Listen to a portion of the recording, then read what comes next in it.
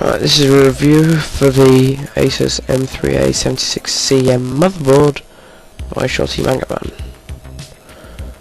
Right, this is part 1 of the review, so it's a quick description.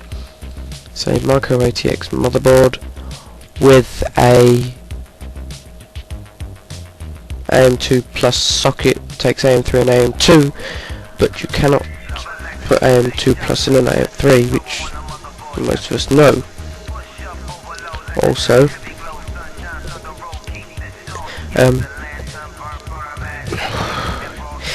takes up to 8 gig of DDR2 SD RAM. I think it's SD, just DIMMs, and also has one PCI Express x16 for graphics card. That's 2.0. Has a PCI x1 for sound card or something, and 2 standard PCI slots. As well, it has a gigabit LAN port, 8-channel audio, and it uses the VIA HD audio, not Realtek, which quite a lot do. As well, there is integrated graphics, which are capable of hybrid crossfire, which is where your integrated graphics are going to crossfire mode with your graphics card. I haven't got this to work because I don't think I have the correct graphics card or driver. In the box you get a SATA cable, an IDE cable or Super DMA. What else do you get? You get the driver disc, you get the motherboard itself, and the manual and quick start guide. The disc runs XP Vista, and with Windows 7 you have to run it in compatibility mode. Service Pack 2 or 1 for Vista, which is simple enough but annoying. On the disc you get AMD RAID Expert. You get this thing, PC Probe 2.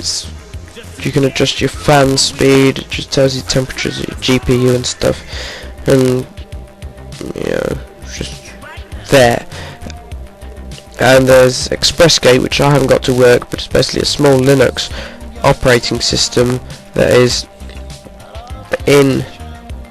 sort of embedded in the motherboard, and you can just quickly check Facebook statuses or whatever, and quick look on the internet, YouTube, not 5 seconds. But my keyboard and mouse sort of turn themselves off before the operating system boots up, so it's not very good. The board is not a stable overclocker. I can only have my AMD Phenom 2 dual core 550 Black Edition up to 3.2 stably, but it runs quite cool. The chipset gets quite hot.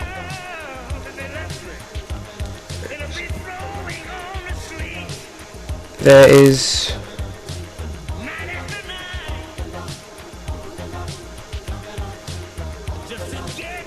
5 SATA ports along the side. They're not mounted 90 degrees, they're just along the edge, which may be annoying to some cable tidying freaks, but it's not really that much of a problem.